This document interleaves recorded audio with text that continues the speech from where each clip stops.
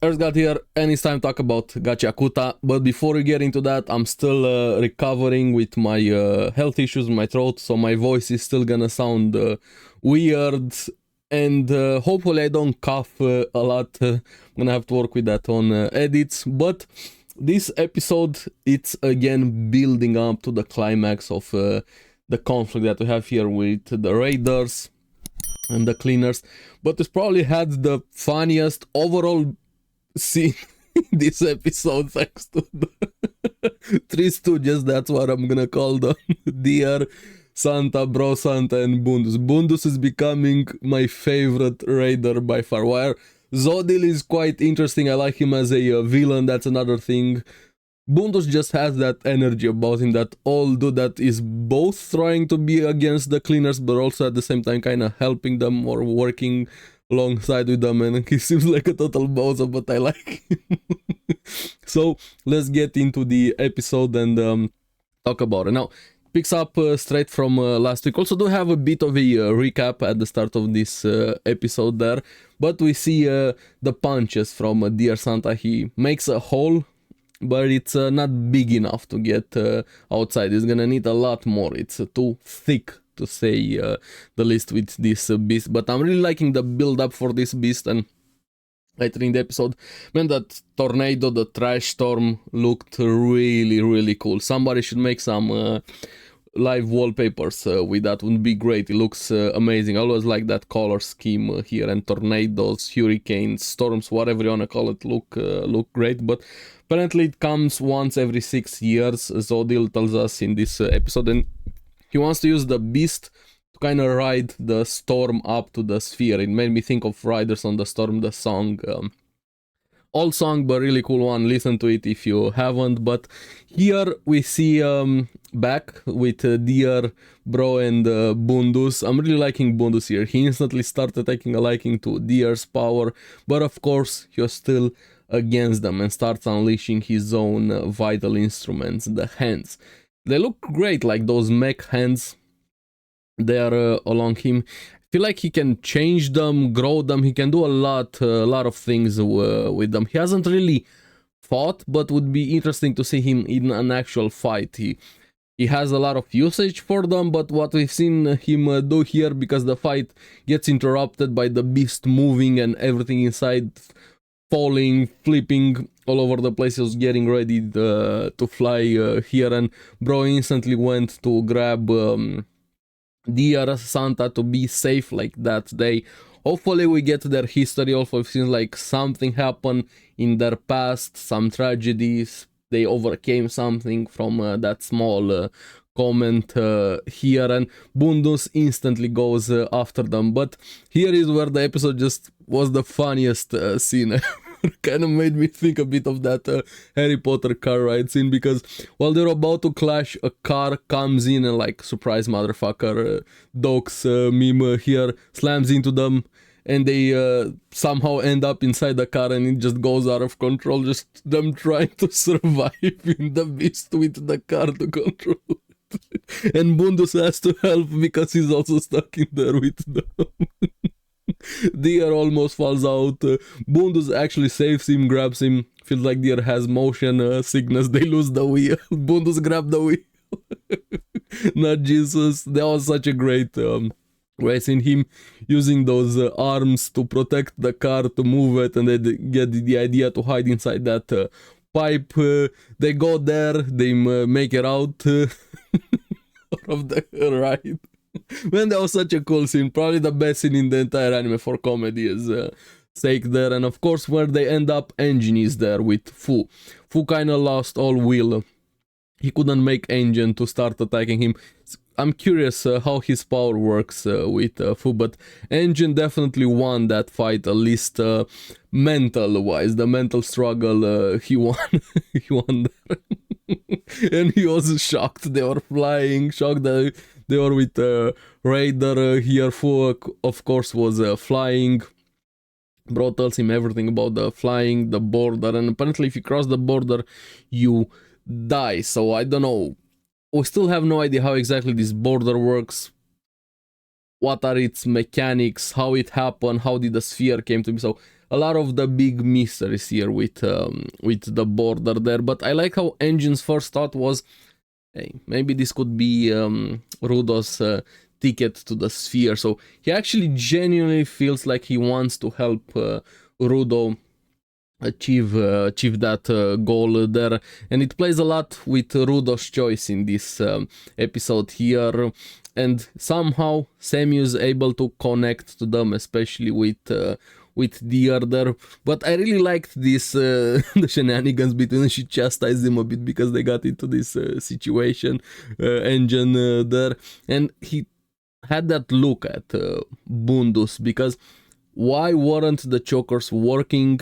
Because they weren't actually underground. So I'm really curious, was it them just believing they're underground caused the chokers not to work? Maybe subconsciously they were blocking the chokers themselves thanks to that delusion they were under for being underground, or did the raiders do something? Because Bundus had that look in his eye, so there's a bigger mystery going on there. What exactly happened with that? Don't go into spoilers, don't tell me here. And yeah, Engine even says his name was given to him by somebody he owes a big debt to, so I hope we're gonna get Engine's backstory also at some point, and reinforcements are coming here. So yeah, this was a great start for the episode. We're definitely very close to the climax. I think we have like 4 more episodes left of the series. I'm glad I stuck with Gachiakuta. I definitely got better and better.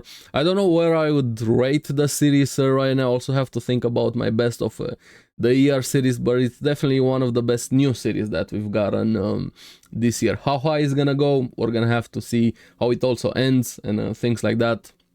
Stay a bit with the series also, but we'll see. So far, it's been a fun ride, to say the least, especially the car ride. But after this, we cut back a bit to Zodil and Rudo. Here's where we find out about the storm being every 6 years, and Zodil still wants to work with Rudo, more like use him for information, and kind of starts still messing a bit with him. I'm really liking Zodil, how he is. He's very adamant in his views, but of course he's also clashing very much so with Rudo, especially after Rudo's change of perspective on life, so to say, and we're gonna get into that when he said, what do cleaners, what are they even offering you? I can take you to the sphere, you can get your revenge, just eliminate all of the waste in your life, just focus on the goal, throw all of the trash out. And I'm here like, I don't think you understand Rudo. Telling him to do that is kind of exactly the opposite of what he wants to do. Trash for him is valuable, but he also started valuing people, not just objects here, thanks to the cleaners, and him slowly saying that, talking about giving things a name, 3 R's for his gloves here, valuing that, and also being very grateful for the support he got from the cleaners. Nothing is a waste, and telling Zodil, I have something that you don't, people that stand by my side, and him finally finding a reason to want more besides just revenge. He's very greedy, but I like that in characters. Greed is one of my favorite aspects when it's done well, that a character has. One character from Dr. Stone also has it. I'm not gonna go into spoil. He's a great view on greed itself. I feel like there's 2 types of greed. When you want everything at the bad side of everything else, but when you want everything for good reasons. I don't really know if that makes sense. I'd like to go into spoilers with Dr. Stone, but I can't. But that's another conversation here with Rudo saying he wants more than just revenge. I want to live with them, have fun with them, and also happily get my revenge here. So working a bit into that. Is that achievable? I don't know, but it's nice wanting more things than just revenge here, and the cleaners kind of being there to support him. Still very suspicious of Recto, don't get me wrong, and especially Corvus, the leader of the cleaners. There's some big mystery surrounding him. Even here when Semi said that his information broker told him what was happening, so who is that information broker? So I have a lot of questions about that, to say the least. That look that Bundus and Engine had there, But here, we're just flat out refuses Zodil's offer, even calling him a piece of shit. I feel like that's his catchphrase there. And of course, Zodil doesn't take it well. He goes instantly after Rudo, choking him and telling him, "You've made your choices, but I'm gonna make you feel regret for those choices." And Rudo kind of calling him out a bit. "You feel jealous of my team." And I like, this was probably the best timing in the episode. "Where is your team right now?" When Zodil asks him, and Engine makes the perfect entrance. "I'm right here." I like that. I like that. That was perfect entrance by Engine. I'm curious where this is gonna go. How they're gonna fix this, the climax. Are they actually gonna break through the border? Are they gonna kill the beast? What's going to happen with Zodil? I'm curious about his power, how it worked there with him kind of being clad into that armor thing that he had on his face. Are we gonna have Zodil versus Engine? So a lot of things in motion right now, to say the least. Not just that beast, and also have the extra scene, Jabber still being alive, singing along there, and Katoni looking at him. What? But yeah, fun episode, probably the best car ride in anime ever. I need more Bundus in my life. Great character. But let me know what you guys thought about the episode. What do you think about the series so far? And we're gonna talk a bit more about the series overall when we get to the ending, of course, here. So yeah, as always, thank you very much for watching. Remember to like and subscribe, helps me quite a lot, and you guys get the latest videos on the series that I follow. So keep enjoying Gachiakuta. I'm gonna see you again on the next one. Bye bye.